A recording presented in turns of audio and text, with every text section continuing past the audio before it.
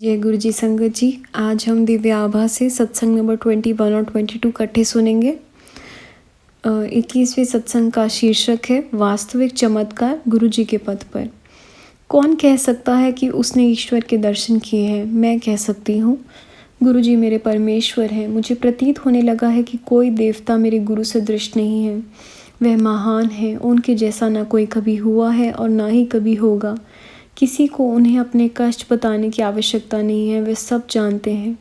एक बार उनके पथ पर अग्रसर होने के पश्चात कर्म स्वयं होने लगते हैं। आपको उनमें मात्र विश्वास करना है, आस्था रखनी है और कभी कुछ मांगना नहीं है।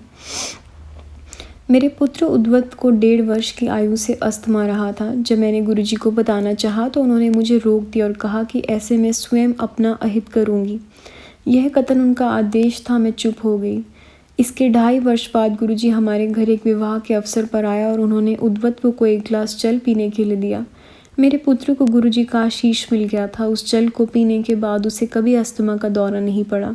उसमें अभूतपूर्व सुधार हुआ। उसकी लंबाई बढ़ गई, उसका वजन भी बढ़ा और अब वह एक सक्रिय बालक है। मेरे पति को भी दमा था। जब वह गुरुजी से पहली बार मिले तो गुरुजी ने कहा कि वह अत्यंत अंधविश्वासी है। उनके इस कथन के साथ ही उनकी आधी समस्याएं तो तुरंत ही समाप्त हो गई थी। गुरुजी ने उनका ताम्र लोटे से जल पीने को कहा और शीघ्र ही उनके अस्थमा को भी इति हो गई। मुझे भी गुरु कृपा प्राप्त हुई है। मेरी आंखों में एक पुटक था और चिकित्सक ने उसे साधारण ऑपरेशन से निकालने का सुझाव दिया था। मैं डरी हुई थी। एक बृहस्पतिवार को गुरुजी मुझे बहुत ध्यान से देख रहे थे। मुझे पता था कि उनके इस प्रकार देखने का कुछ कारण ही होगा। अगले दिन सुबह मेरी आंख बिल्कुल ठीक थी। गुरुजी अपनी दृष्टि से उसी प्रकार के चमत्कार कर देते हैं जिस प्रकार शब्दों से। 5 वर्ष पूर्व मेरे ससुर को हृदय का दौरा पड़ा।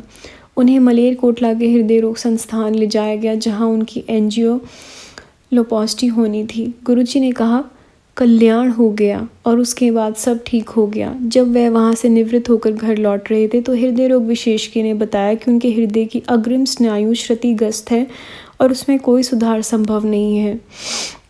घर लौटते हुए जब हमने गुरुजी के दर्शन किए तो उन्होंने उन्हें शुद्ध देसी घी से बना हुआ हलवा खाने को दिया।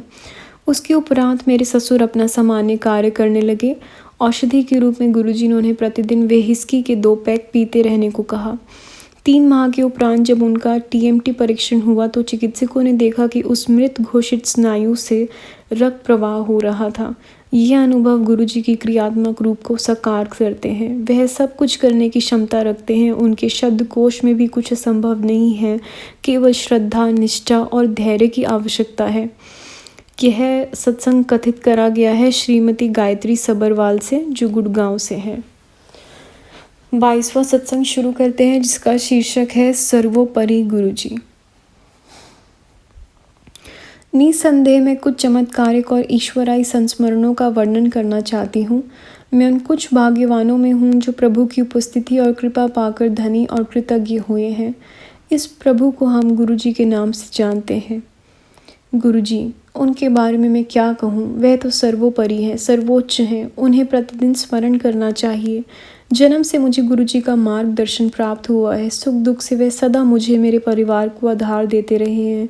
उन्होंने हमें बताए बिना ही हमें हमारे कष्ट, कुकुर्म, ज्ञात अज्ञात दोनों से मुक्त किया है। आज आपके सम्मुख उस दयावान के साथ अपनी आप बीती बांट कर मुझे अत्यंत प्रसन्नता का अनुभव हो रहा है। पान के पत्तों से पुटुक की चिकित्सा। मुझे अब तक वह दिन याद है जब मैंने अपने जीवन की सबसे अधिक पीड़ा का अनुभव किया था। मैं 15 वर्ष की थी और हम जालंधर में रहते थे। स्नान करते हुए अचानक मुझे अपने पेट के निचले हिस्से में अत्यधिक दर्द हुआ। वेदना इतनी अधिक थी कि मैं खड़ी भी नहीं हो पाई।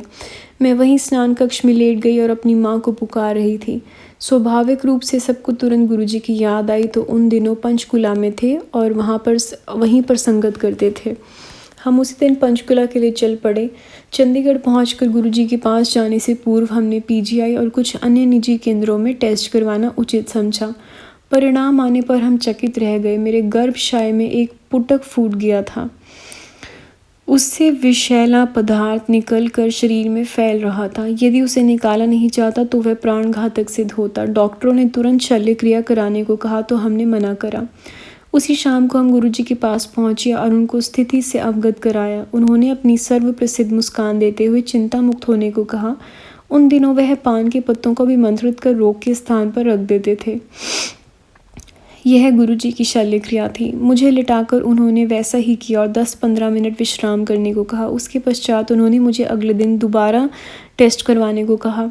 उनमें विश्वास और आस्था बनाए रखते हुए मैंने वैसा ही किया। यद्यपि मुझे परिणामों का ज्ञान था, डॉक्टरों के अवाक चेहरे को देखकर मुझे अपने ईश्वर गुरुजी पर पूर्ण विश्वास हो गया।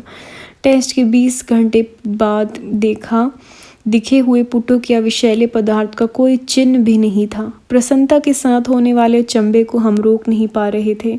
डॉक्टर भी गुरुजी के बारे में जानने के लिए उतने ही उत्सुक थे जितना हम उनको बताने के लिए। उसके उपरांत उन डॉक्टरों की आध्यात्मिक यात्रा की शुरुआत हुई।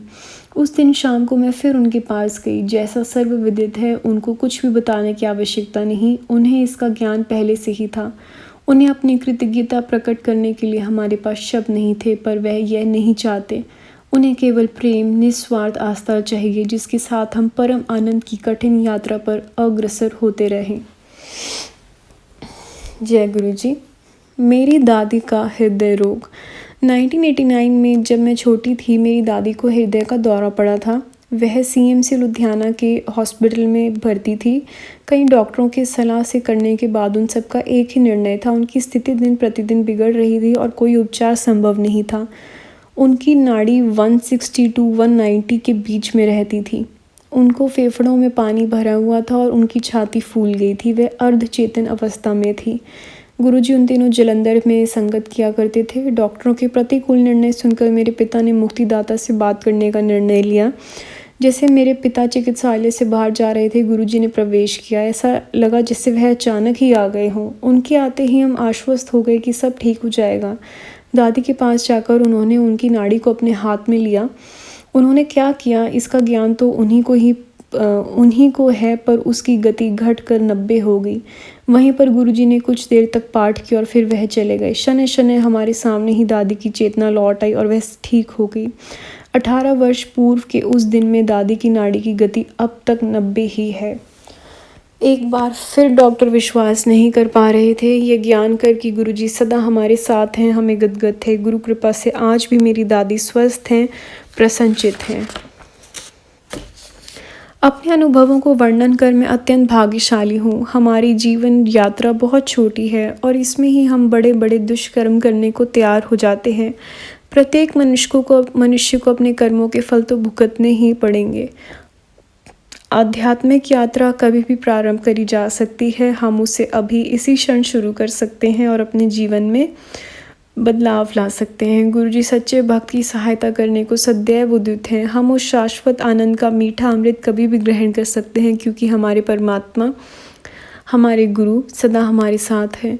उन्होंने मुझे उस अनंत सत्य अवस्था को ग्रहण करने के लिए जागृत किया है और स्वयं उस मार्ग पर ले जा रहे हैं। उनसे प्रेम करने का अर्थ परमात्मा से प्रेम करना सदृश है और उनका आशीष ग्रहण करने की भांति है। यह सत्संग लिखा गया है गीतन संघेड़ा के द्वारा, जो जलंधर से हैं। यह सत्संग यहीं दोनों समाप्त भी होते हैं। जय गुरु जी। शुक्राना गुरु जी।